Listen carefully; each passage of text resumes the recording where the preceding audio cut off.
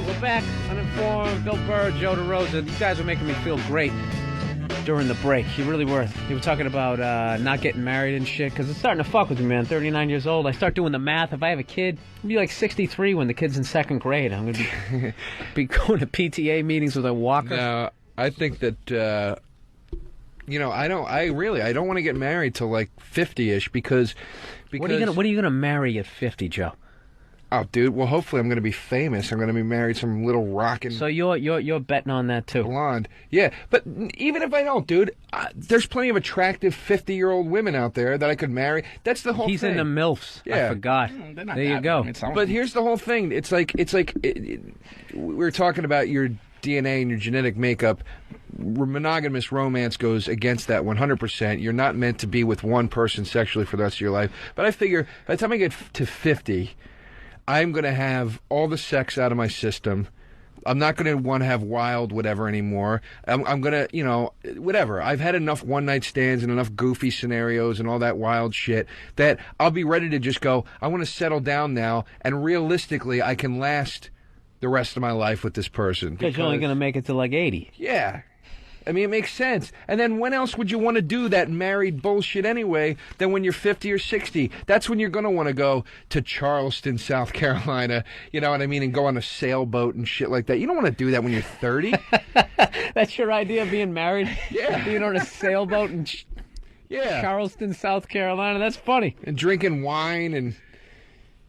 Yeah, whatever the fuck. For some reason, I'm thinking in my head, I for some fucked up reason, I think once you get married, it's actually like a relief, like peaceful, thank God, I finally found the fucking person, we finally did it, everything's cool, let's just chill out. But it isn't, right? Well, I mean, I don't know. Not that I'm married, but I've never been married either. This is perfect. None of us know what the fuck we're talking about, yet we're going to have strong opinions. Okay.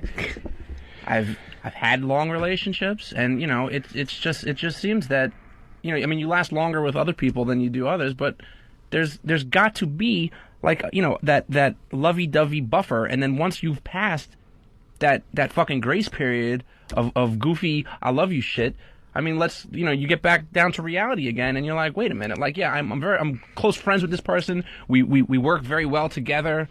But, I mean, seriously. You know what's funny is they always go, you have to do things to keep the excitement there. No. I'm friends with Joe. At no point do I go, God, I have to do something with Joe to keep the excitement there. It's like there's no fucking stress. There's no pressure. That's what it is, dude. That's what you're trying to get. It's not the excitement. It's the fucking stress of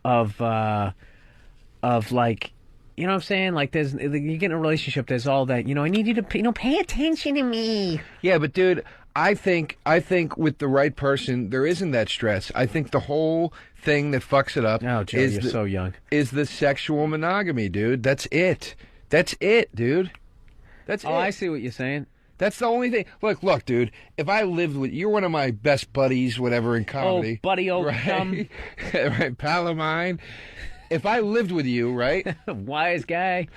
If I lived with you, yeah, I'd have times where I got fucking annoyed at you. Dude, I would kill you if I lived with you. But listen, though, what I'm saying is, we'd have times you get annoyed at each other, and you'd fight. Like, I'm annoyed at my roommate now because he drank my bottle of vodka, and he didn't even fucking ask me. He just finished it. And that's like the third time he's done something like that, where he's like, he'll eat my oatmeal and then be like, hey, buddy, I ate your oatmeal. I'll pick some up. And then he never fucking replaces it, and it pisses me off. So now I'm like, I got to say something to him. It's on you. You got to say something. But my point is, it's like, aside from shit like that, it's like I can live with the dude and we have a good time. So if we're good friends and we're living together, of course we're going to have those moments where I go, Bill, sometimes you're fucking inconsiderate. Which is the equivalent of your girlfriend going, Bill, pay attention to me, or whatever, or do that. Wait a minute, what the Listen, fuck? this is what I'm getting to. This is what I'm making a point here. What kind of a robe are you wearing when you're saying this? This just give me bad visuals. No. What I'm saying if you and I are friends and roommates, yeah, they're going to be this time. I can't look at Joe right now, but yeah, okay. You're going to have... So you're walking out in your slip and you're getting your coffee. I'm saying you're going to have your differences, with your friend. Your girlfriend is essentially your friend, except you fuck her. That's the thing. And it's like, I have close friends that I could conceivably live with for the rest of my life, I guess, as buddies, and I'd be able to deal with it, and we'd have our moments of getting annoyed. But the bottom line is, I'm not fucking them. I can still go out and fuck whatever I want. With that. I think that if you live with anybody, eventually you're going to want to kill them. Yeah. I live. Yeah, you have moments of that, but it goes away. Then you have great moments where you go, I love living with this person. It's awesome. Living alone is the best possible thing that you could do. Just for your head. Just to, like, if you feel like you're in a bad place and you just live alone for, if you have somebody to live with, live alone. I mean, your laundry might not get done and you order out every night, but you'll be. I gotta admit, my girl moved in with me in October. It hasn't been that bad. There hasn't been like moments like. Well, I mean, that's. It definitely becomes like. For me, I'm like a fucking alcoholic. Where if I look like I gotta stay sober for the rest of my fucking life, it drives me nuts. But if I just go day to day, it's not that big a thing. But when I start thinking like, fuck, we just we bought a potted plant together. Who's gonna get that if we break up? We gonna fight over this shit? I always think the worst case scenario. Then I start getting freaked out. Well, why would you get freaked out though?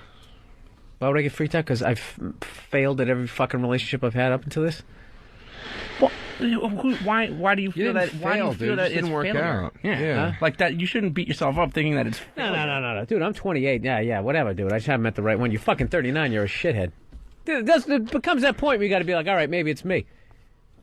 Dude, maybe it's the fucking system that's been laid out for you that's the horseshit. System, man. I'm serious. I'm serious. Dude, marriage served a social purpose at one time. It served an economic purpose at one time. Those things are gone, and we're the generation that's getting fucked about it because we're still supposed to be the provider as guys, but then we're also supposed to respect an independent woman. I have a fucking attitude about that shit. Fuck you. You have a fucking job. It's not my job anymore to protect you and to whatever. And if you want it to be my job, then stay the fuck home and cook. And that's it.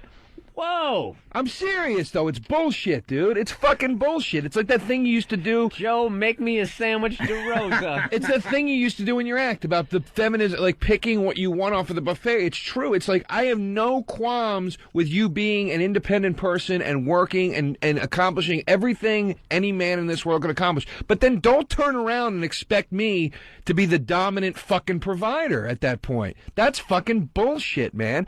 I take girls out all the time. You're yelling right now like you're actually in that situation. I'm in that situation constantly because I take girls out on dates all the time that make more fucking money than I do because they have great office jobs where they're making 6 figures a fucking year, and then I take them out and I gotta fucking drop the money on all the dates. That's bullshit, man. It's on you, dude. You gotta bring it up. Remember Smelly Feet? Don't play the victim, Joe. Ew. Remember Smelly Feet? Oh, he dated this chick who had smelly feet. She managed a goddamn boutique, right? He didn't know. I didn't know she had smelly feet. She had fucking shoes on. Was she cute? She was fucking hot. That's the funniest that would thing fucking ever. bug me. It did bug me. I used to tell her about it all the time. But remind me to tell you a story of the fat baby I saw. Danny, she ran a fucking fashion boutique on like Madison Avenue, like the kind of place where like she'd get calls and be like, Mary J. Blige will be in there in 10 minutes. Be ready.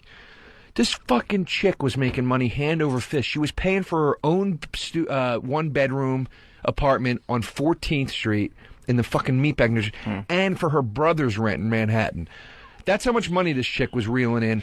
And I'll tell you, every fucking time we went out, I had to pay for everything. That's bullshit. That's in my world. That's Joe's fault. After the second, third time, you got to bring it up. I brought it up, and then we ended up breaking up over it. But I'm saying, that's fucking bullshit. But the point is... How long did you stay with her that she had smelly feet and you didn't give a shit about? No, she only had smelly feet with this one pair of shoes she wore. Did you ever tell her? Yeah, I told her constantly. I'd say, stop wearing those fucking shoes. It's nasty. And I want you to pay for dates, and then you broke up. I see that. That makes sense. But you said what you had to say, yeah. Seinfeld. Yes, smelly feet. No, but that's the thing. I hate listening to people who are in fucked up, and all they do is they sit there and they play the victim. Like, there's nothing I can do. No, you got to say something. I never play the victim. Or like whenever you see you'll see like female comics for the longest time. The big thing was talking about how awful guys are in bed, and it's like, dude, that's on you. Yeah. Tell him what to do. Yeah. Or get with the guy who knows what the fuck he's doing, or somebody you can at least guide. Yeah. Who would ever sit there getting a bad blowjob just sitting there going, oh, God, I wish she'd rub my balls. Why didn't she know to do that? You got to say it. I grab the hand, I put it on my balls, and I say, work my balls. and that Really? seems to do the trick. Yeah. You say work. Or I should play with my balls. What else are you supposed to... You know what, Joe? It's just because it's out of context. And the fact that you looked at me and your legs are slightly apart and you just said that shit. That was just... You're making me uncomfortable this last hour, Joe. I really got to be honest with you. Why are you still going with the friend-roommate example? I wasn't saying we're a gay couple. It was like Top Gun, that whole homoerotic... So there was a lot of shit there. I was waiting for you to give me a nickname. Hey, Maverick, can I have some... Did Joe snap his teeth at you? Give me a break. Oh, yeah. Who was that guy? What was that guy's name? Vince? Oh, God damn it. Val Kilmer. Val Kilmer.